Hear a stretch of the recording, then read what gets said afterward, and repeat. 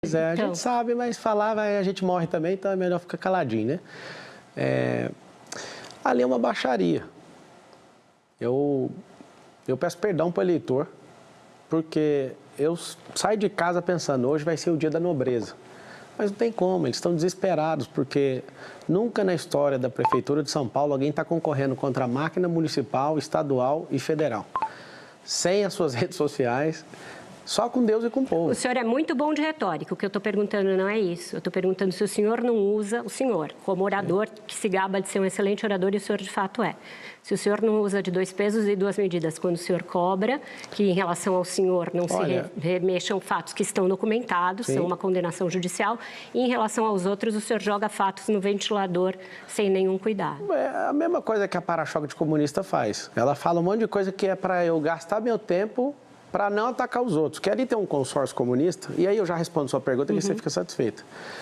Um comunista com a ideologia de extrema esquerda, que eu nunca vi nenhum de vocês falando que o Boulos é de extrema esquerda. Ele é uma vergonha até para o PT. É uma derrota para o PT ter ele de aliado. Ele é extrema esquerda. Eu acho que eu pego leve demais. Nunca o Boulos será prefeito dessa cidade. Isso é uma questão pessoal. Eu jamais entraria na eleição de prefeito de São Paulo. Só que quando eu vi Sacano Salles, e aí eu vi todo mundo do mesmo lado, eu falei, esse negócio está desbalanceado, eu acho que isso pode comprometer o futuro do país. Eu entrei, não sei se acompanhou, Vera, eu fiz um vídeo falando o seguinte, que se não tivesse um candidato que entenda de mentalidade, prosperidade, para tirar nosso povo da miséria e desse sequestro emocional que a esquerda colocou, em 30 dias, automaticamente, eu seria pré-candidato. E ninguém apareceu. Eu não estou falando que o Salles seria o melhor, não, mas o fato de perceber que Valdemar Costa Neto, que é antigo do Mensalão, fez a movimentação e pôs o Bolsonaro sequestrado nisso, eu falei, tem alguma coisa errada. Eu vou entrar para atrapalhar. Mas o senhor mesmo não disse que o senhor queria entrar no PL? Eu fiz isso. Queria entrar justamente por causa do Bolsonaro. Mas já não era o Valdemar? Ele está lá a vida toda. Mas é porque o Bolsonaro que manda lá. Quando eu percebi que ele não manda, mesmo ele tendo reconstruído um partido que estava jogado às traças, eu percebi que ali não dava para entrar. O senhor também não manda no seu partido, só Ixi, é isso mesmo, é por isso que eu quero, eu defendo. Bom você levantar isso, Malu. Eu defendo que aqui no Brasil seja como nos Estados Unidos, que todo candidato, se quiser sair sem partido político, que ele tenha o registro dele deferido para disputar as eleições. É constrangedor acordar todo dia com a notícia de um partido. Partido é um negócio que todo mundo fica louco, tem mais de 30, não sei que jeito que está a composição hoje por causa das federações, mas um partido político é um lugar onde as pessoas ficam com um síndrome maluca de vamos vender, vamos implodir, vamos tirar o fulano. O Sabará que está aqui, que era secretário do governo Tarcísio, ele experimentou algo no Partido Novo, que a gente acreditou, o Novo é top demais, derrubaram a candidatura dele. Foram desleais com ele. Ele é um cara que veio para cá para trazer essas conexões e trazer essa experiência política de tirar a gente da rua, comprovadamente, 3.500 pessoas com a Arca ainda deu emprego. Ele veio abrir isso, mas eu sinto a dor que ele sentiu, porque tiraram a minha candidatura também. O Silvio Santos, por exemplo, se ele tivesse sido presidente do Brasil, o Brasil ia para outro rumo, mas a gente ter Lula, ter Dilma, ter um povo que não consegue levar esse país adiante, que não consegue mudar a mentalidade de um povo, a gente está perdendo tempo, há décadas que a gente está envolvido nisso. Então, assim, fica aqui meu registro de indignação. Não vou defender partido político meu não precisa esperar ter cargo em secretaria, nada disso. Nas minhas empresas não tem um parente meu. Vocês que gostam de dar uma investigada aí no período eleitoral. Pedro, você tinha pedido... episódio em que o senhor se recusou a dar uma entrevista para um canal de direita do Paulo Figueiredo, porque o senhor não queria que fizessem perguntas sobre o Alexandre de Moraes. Eu conversei longamente com o Paulo para entender o que tinha acontecido e não ser injusta aqui com o senhor fazendo jornalismo. Ele conversou comigo, leu para mim as trocas de mensagens e ficou claro para mim que a sua assessoria disse para ele 2 coisas. Um, que tinha um julgamento para acontecer, que o senhor falasse, o senhor podia perder o registro da sua candidatura, e a outra é que foi pedido para que a entrevista ficasse para depois do 7 de setembro. Eu queria saber por que o senhor tem medo de enfrentar o Alexandre de Moraes? Eu não tenho, porque eu não tenho problema nenhum com ele. Quem tem é um partido. Por que o senhor não quis falar do Alexandre de Moraes? Eu criei uma estratégia, vou te contar exatamente do jeito que foi.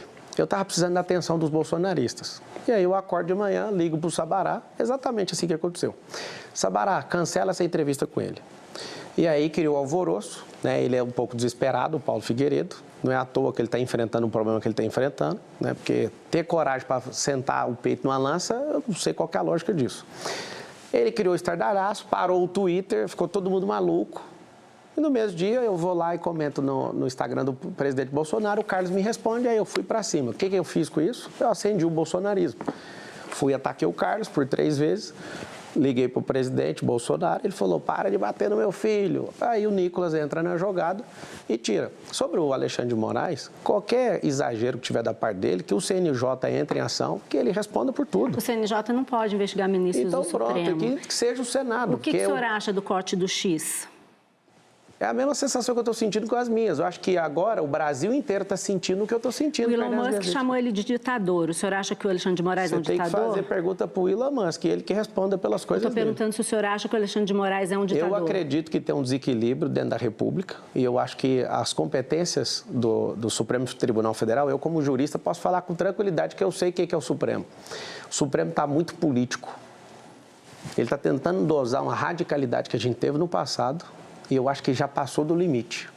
Então, todo respeito aos 11 togados ali na Suprema Corte, esse é um recado meu pessoal para vocês. Já passou essa onda.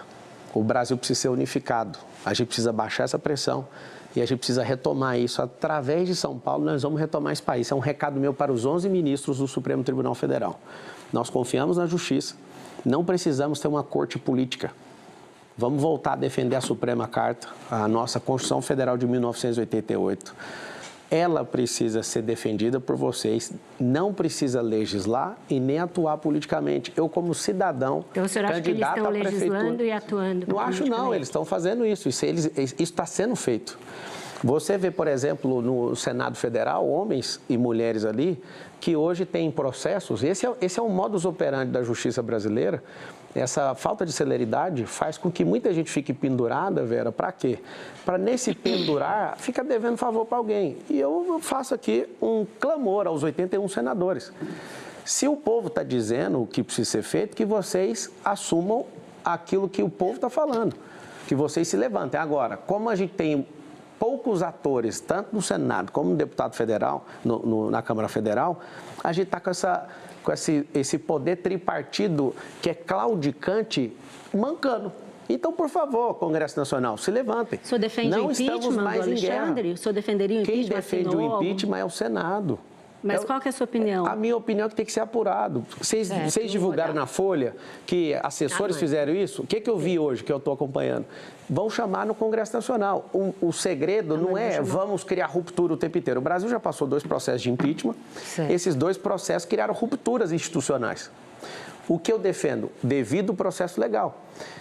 Vai impeachment. Isso aí quem define é o Congresso Nacional. Agora, parabéns, foi bem assertivo, não sei se foi o Nicolas que pediu, precisa ouvir todas as denúncias. E aqui vai os parabéns para a Folha de São Paulo. Ela publicou as denúncias, teve coragem de fazer isso. Parabéns. Certo. Agora, tem que ter um outro ator, Congresso Nacional. Vai lá e entende o que está acontecendo. De novo, o impeachment não é jurídico. Para você que está aqui em São Paulo e no Brasil inteiro, você tem que aprender o seguinte.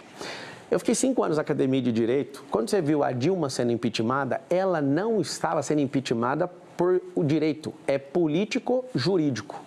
O que significa isso? Se não tiver disposição do Senado, o Brasil inteiro pode pedir isso. Muita gente no mundo político acha que vários dos bolsonaristas, inclusive com quem eu converso, desconfiam que essa sua resistência em falar do Alexandre de Moraes pode ter a ver com aquele áudio que também a Folha publicou, que mostra o presidente do seu partido, Leonardo Avalanche, dizendo que costurou com o Michel Temer e o Alexandre de Moraes a decisão que decretou a intervenção que deu o partido para ele, em consequência, permitiu a sua candidatura. O senhor soube dessa negociação?